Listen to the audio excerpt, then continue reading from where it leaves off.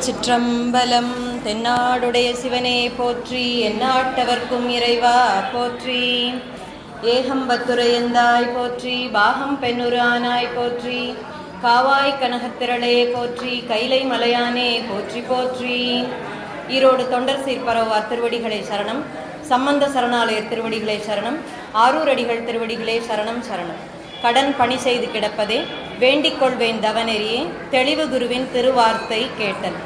இன்று குருவருளாலும் திருவருளாலும் அடியேனுக்கு கொடுக்கப்பட்ட தலைப்பு காரைக்கால் அம்மையாரினுடைய புராணம். காரைக்கால் அம்மையார் புராணம் பார்க்கலாம்.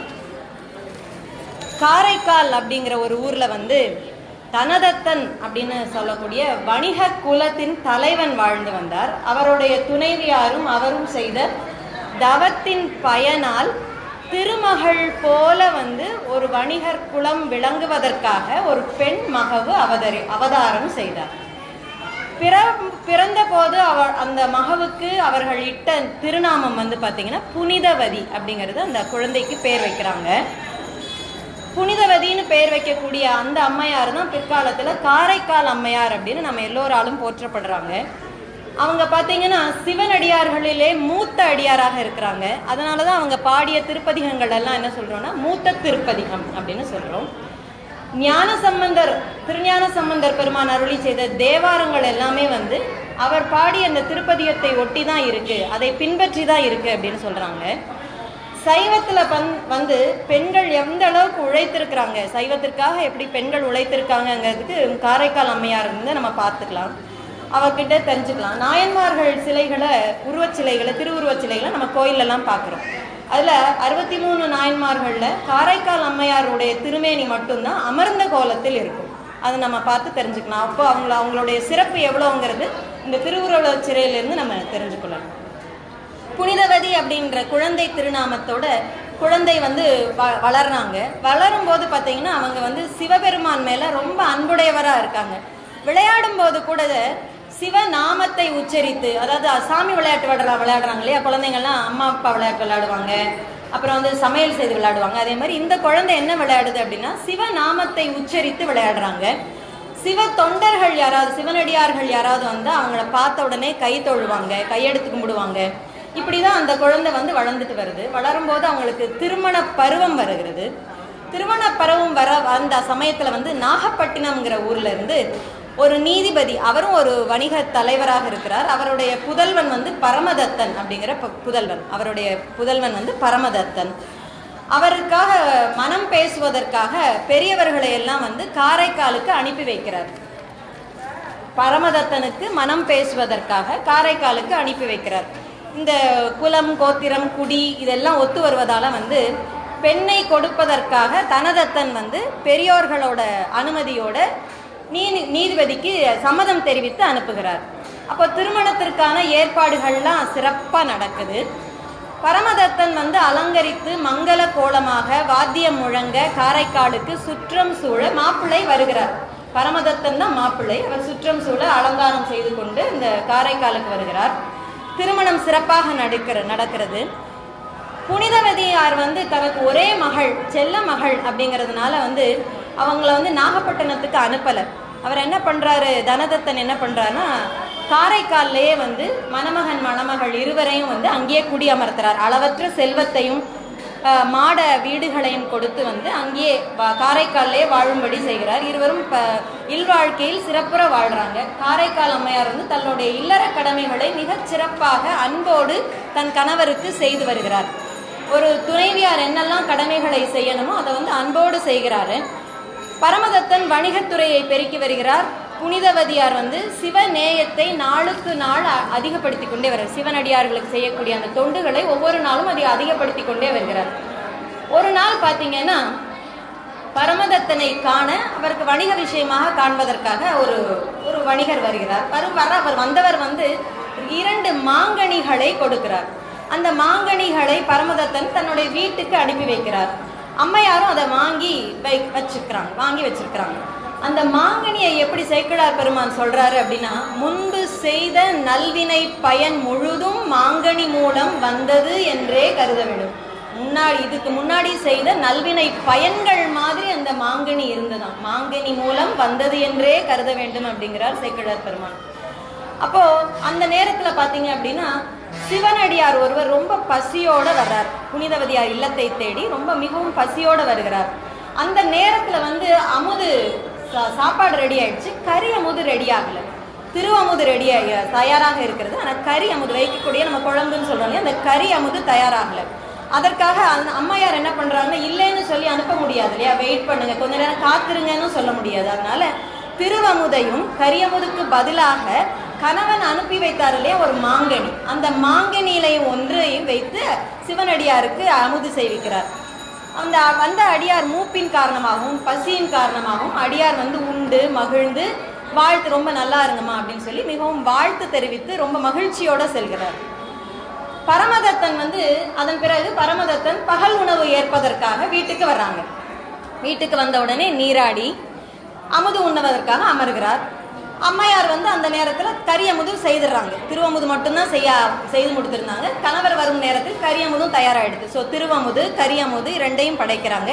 அப்புறம் இன்னொரு மாம்பழம் இருக்கு இல்லைங்களா, அந்த மாம்பழத்தையும் சேர்த்து கணவருக்காக கொடுக்குறாங்க. அந்த மாம்பழத்தை உண்ட பரமதத்தன் வந்து ரொம்ப சுவை அதிகமாக இருக்கே, ரொம்ப நல்லா இருக்கேம்மா, அதனால இன்னொரு மாம்பழத்தை வச்சிருக்கிறீங்களே அதையும் கொண்டு வா அப்படின்னு கேட்குறாங்க. அப்போ காரைக்கால் அம்மையார் என்ன பண்றதுன்னு திகைக்கிறாங்க. ஏன்னா ரெண்டு இருந்தது, ஒரு மாம்பழத்தை சிவனடியாருக்கு கொடுத்துட்டாங்க, இன்னொரு மாம்பழம் வந்து தன்னுடைய கணவருக்கு கொடுத்துட்டாங்க, இன்னொரு மாம்பழம் கணவர் கேட்கிறார். அப்ப என்ன பண்றதுன்னு தெரியாம உள்ள வீட்டுக்குள்ள போறாங்க. சிவபெருமானே எப்பவுமே நமக்கு துன்பம் வரும்போது இறைவனை தான் நாடணும் அப்படிங்கிறது அம்மையார் நமக்கு இதெல்லாம் கற்றுக் கொடுக்கிறார். என்ன பண்றாருன்னா, இறைவனே பெருமானே இறைவனை என்னை அப்படின்னு நினைத்து உருகுறாங்க, கேட்கிறாங்க. அப்போ பாத்தீங்கன்னா இறைவனுடைய பெருங்கருணையால் அவங்களுடைய கைகள்ல திருக்கரத்துல ஒரு மாங்கனி வருது, தானாவே வருது, இறைவனுடைய திருவருளால் மாங்கனி வருது. அதை உடனே எடுத்துட்டு வந்து தன்னுடைய கணவராகிய பரமதத்தனுக்கு உண்பதற்காக கொடுக்கிறார். பரமதத்தனும் அதை உண்கிறார். இதுக்கு முன்னாடி கொடுத்த மாங்கனியை விட இந்த மாங்கனி மிகவும் சுவை அதிகமா இருக்குது, அதை விட இனிமையா இருக்கு. அதாவது மாங்கனி வகைகள்லாம் நமக்கு தெரியும், அல்போன்சாங்கிறோம், செந்தூரா சொல்றோம், நீலாமா, நிறைய மாம்பழ வகைகள் சொல்றோம். அந்த வகையை சேர்ந்த மாதிரி இது தெரியலையே, அதை விட இது இனிமையா இருக்கு, அமுது போல இனிமையா இருக்கு. இவ்வளவு அந்த அந்த கனி வகையை சேர்ந்ததா இது இருக்க வாய்ப்பே கிடையாது. 3 உலகத்திலையும் கிடைக்காத அரிய ஒரு மாங்கனியா இருக்குது. இந்த கனியை நீ வந்து எங்க பெற்ற அப்படின்னு குறிப்பால அறிந்து கொள்கிறார் பரமதத்தன். தன்னுடைய மனைவிட்டு எங்க நீங்க பெற்ற அப்படின்னு கேட்கிறார். அப்போ இதுக்கு மேலும் தன்னுடைய கணவர்கிட்ட மறைக்க முடியாது இல்லையா, அதனால திருவருள் திறம் வெளிப்படத்து கூடாது அப்படிங்கிறது ஒரு கருத்து இருக்கு. ஆனாலும் கணவர்கிட்ட இல்லற கடமைகளில் கணவரிடம் எதையும் மறைக்க கூடாதுங்கிற ஒரு கடமையின் காரணமாக அவர் போய் கலங்கி நிற்கிறாங்க. ஆனால் கணவர்கிட்ட தன்னுடைய தெளிவு பெற்று தன்னுடைய கணவர்கிட்ட எல்லா உண்மையும் சொல்ல முற்படுறாங்க.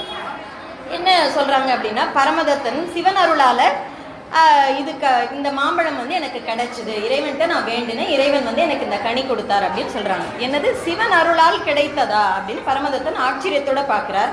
அப்பனா நீங்க ஒண்ணு பண்ணுங்க, இன்னொரு கனி எனக்கு இறைவன் கிட்ட பெற்றுத்தா அப்படின்னு கேட்கிறார். கொண்டு வா அப்படின்னு சொல்றவர் வந்து அடுத்ததா என்ன கேட்கிறாருன்னா, இன்னொரு கனியை பெற்றுத்தா அப்படின்னு கேட்கிறாங்க. உடனே அம்மா வந்து அந்த இடத்துல இருந்து போய் மறுபடியும் வீட்டுக்குள்ள போறாங்க.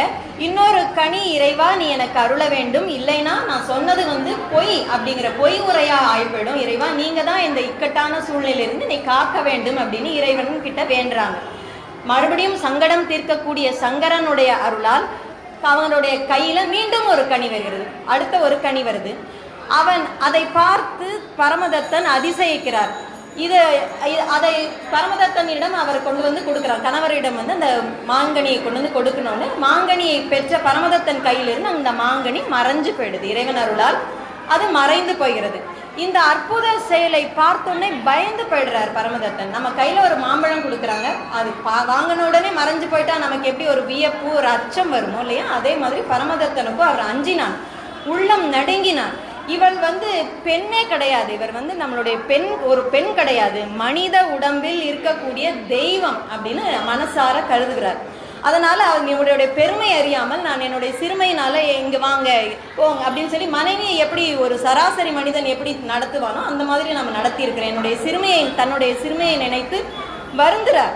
தெய்வம் தனக்கு பணிவிடை செய்தல் பாவம், தெய்வ பெண்ணாக இருக்கிறாங்க இவங்க வந்து எனக்கு பணி செய்தல் வந்து அதை நான் பாவம் அப்படின்னு நினைச்சிட்டு இவரை பிரிந்து வாழ்றதே வந்து தனக்குரிய தக்க செயல் அப்படின்னு முடிவு பண்றாரு. அதனால என்ன சொல்றாரு அப்படின்னா, நான் வாணிபம் செய்வதற்காக கடல் கடந்து போறேன், கொஞ்ச நாள் அங்கே இருந்துட்டு பொருள் ஈட்டி வர்றேன் அப்படின்னு சொல்லிட்டு கிளம்பிடுறாரு. யாரு? பரமதத்தன் வந்து வாணிபம் செய்வதற்காக கடல் கடந்து புறப்படுறாரு. மரக்கலத்தில் ஏறி புறப்பட்டு செல்கிறார். சில பேரோட புறப்படுறார் வணிகம் செய்வதற்காக, பொருள் ஈட்டுவதற்காக. பாண்டி நாட்டுக்கு போறாங்க. அங்க பாண்டி நாட்டுல துறைமுகப்பட்டினத்துல ஒரு வணிக குல பெண்ணை வந்து அவர் வந்து மனமுடித்துக் கொள்கிறார். அங்க ஒரு மனமுடிக்கிறார். அவங்க இருவருக்கும் வந்து திருமண வாழ்க்கையின் காரணமாக ஒரு பெண் மகவு பிறக்கிறது. அந்த பெண் மகவுக்கு என்ன பெயர் வைக்கிறாரு அப்படின்னா, பரமதத்தன் என்ன பெயர் வைக்கிறாருன்னா புனிதவதி அப்படின்னு தன்னுடைய முதல் மனைவியின் பெயரை, அம்மையாரின் பெயரை வைத்து வளர்த்து கொண்டிருக்கிறார். இந்த செய்தி வந்து பாத்தீங்கன்னா புனிதவதியாரின் சுற்றத்தார் உறவினர்கள் எல்லாருக்கும் வந்து போய் சேருது. அதாவது ஒருவர் வந்து பரமதத்தன் தன்னொரு திருமணம் செய்து கொண்டிருக்கார், அவருக்கு ஒரு பெண் குழந்தை இருக்கு அப்படிங்கிற இந்த செய்திக்கு பரவுது. அதனால உறவினர்கள்லாம் என்ன முடிவு பண்றாங்கன்னா, புனிதவதியை இந்த ஊர்ல காரைக்கால்ல நம்ம வச்சிருக்கிறது சிறப்புடைய செயல் அல்ல, பரமதத்தனிடமே அவருடைய கணவரிடமே நம்ம கொண்டு போய் விட்டுடலாம் அப்படின்னு முடிவு பண்ணி என்ன பண்றாங்க அப்படின்னா அவரை அழைச்சிட்டு போறாங்க.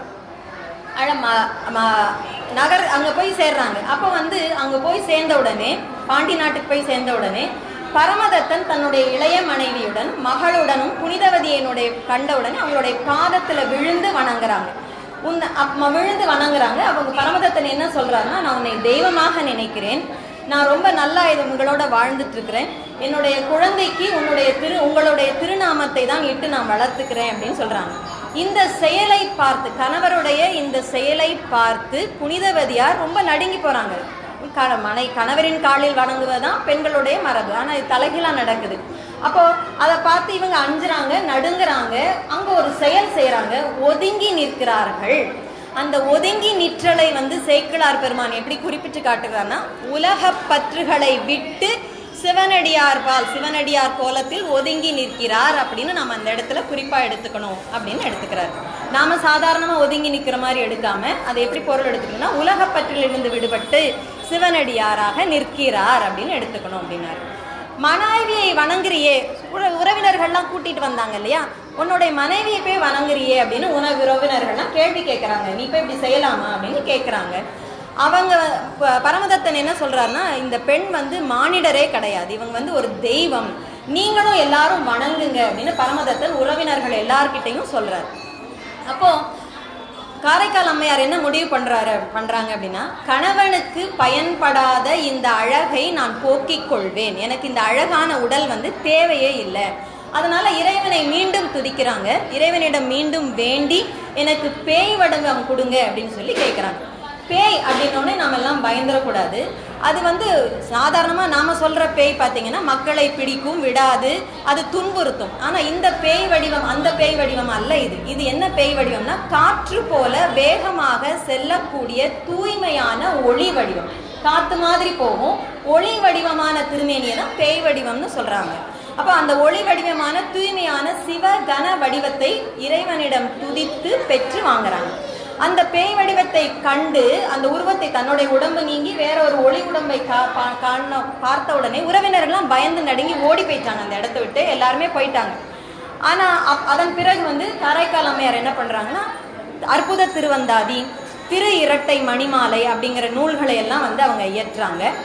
அப்போ ஒரு சமயம் வந்து திருக்கைலை போகணும், இறைவனை போய் அங்க போய் கைலாயத்துல போய் இறைவனை பார்க்கணும் அப்படின்னு விருப்பம் வருது. அதனால இறைவனை காண்பதற்காக இறைவன் அமர்ந்திருக்கக்கூடிய மலைக்கு போறாங்க. அப்போ மலை பக்கத்துல வந்த உடனே இறைவன் அமர்ந்திருக்கக்கூடிய அந்த மலையை வந்து நம்ம காலால நடந்தால் குற்றம் அப்படின்னு சொல்லி அதற்காக அவங்க என்ன பண்றாங்கன்னா, தலையால் நடக்கிறாங்க. இறைவன் தலையால் வந்து அவங்க நடந்து போறாங்க. காலால் நடக்கிறது வெறும் பாவம். இறைவன் இருக்கக்கூடிய வீட்டில் அல்லது மலையில் வந்து நம்ம உடம்பால் காலால் நடக்காம தலையால் நடக்கிறாங்க. இதை கண்ட சிவபெருமான் அருகில் இருக்கக்கூடிய உமாதேவியார் அதிசயித்து சிவபெருமானிடம் கேட்கிறாங்க, இங்கே தலையால் நடந்து வருபவர் அவங்களுடைய அன்பு என்ன அப்படின்னு கேட்குறாங்க. ஏன் இப்படி தலையால் நடந்து வராங்க அப்படின்னு கேட்குறாங்க. அதற்கு சிவபெருமான், உமையே இவள் நம்மை பேணும் அம்மை கான் அப்படிங்கிறாங்க. சிவபெருமான் இவர் நம்மை பேணும், ரொம்ப முக்கியமான வரி இது. நம்மை பேணும் அம்மை கான் அப்படின்னு யாரை பார்த்து சொல்றாங்கன்னா புனிதவதியாரை பார்த்து, காரைக்கால் அம்மையாரை பார்த்து இறைவன் உமையம்மையிடம் சொல்கிறாங்க. இங்க பேணும் அப்படின்னா போற்றும், நாள்தோறும் துதிக்கும், எப்போதும் நம்மளை வந்து போற்றி கொண்டிருக்கக்கூடியவர்கள் அப்படின்னு பேர்.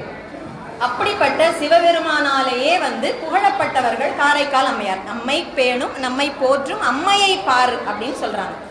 அப்போ நம்மை வேண்டிய எப்போதும் நம்ம எங்கிட்ட வந்து என்னோட அருள் பெற்று தான் இந்த பேய் உடம்பை பெற்றிருக்கிறாங்க, பேய் வடிவம் பெற்றவராக இருக்கிறாங்க அப்படின்னு சொல்றாங்க.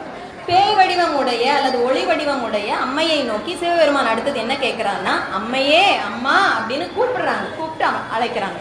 அதற்காக காரைக்கால் அம்மையார் அம்மையேன்னு சொல்லிட்டதுனால மகனேன்னு சிவபெருமானை கூப்பிடல. அவங்க ரொம்ப தெளிவா இருக்கிறாங்க. என்ன சொல்றாங்கன்னா அப்பா அப்படின்னு சிவபெருமானை கூப்பிடுறாங்க. அப்பா என்று இறைவனுடைய திருவடியில் விழுந்து வணங்குறாங்க. வணங்கி அம்மா உங்களுக்கு என்ன வேணும் அப்படின்னு இறைவன் மீண்டும் கேட்கிறாரு. என்ன வரம் வேண்டும் அப்படின்னு கேட்கிறாங்க. கேட்ட உடனே அம்மை கேட்கிறாங்க. அவங்க நாம என்ன இறைவன்கிட்ட வேண்டணும் அப்படிங்கறத சொல்றதுக்காகவே காரைக்கால் அம்மையார் நம் பொருட்டு நமக்காக வந்து அவங்க என்னெல்லாம் வரம் வேண்டுறாங்கன்னா 4 வரம், முக்கியமான வரம். நல்லா கேட்டுக்கங்க.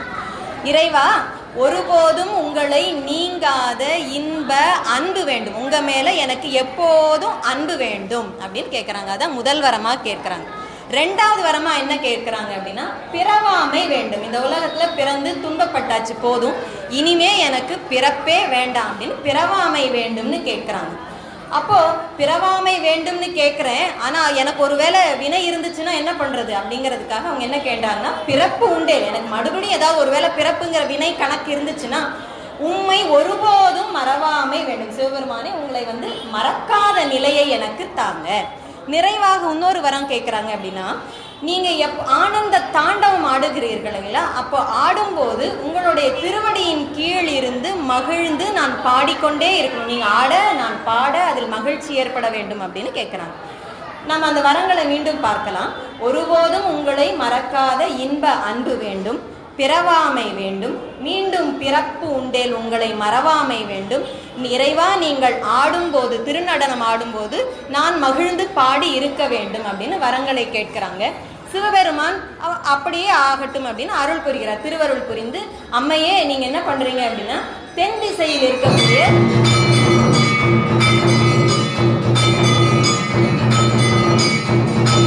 திருச்சிற்றம்பலம்.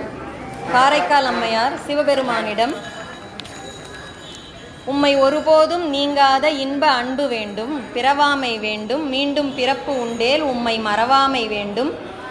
நீங்கள் திரு நடனம் புரியும் போது உங்கள் திருவடி கீழ் மகிழ்ந்து பாடி நான் இருக்க வேண்டும் அப்படிங்கிற வரத்தை வேண்டுகிறார்கள்.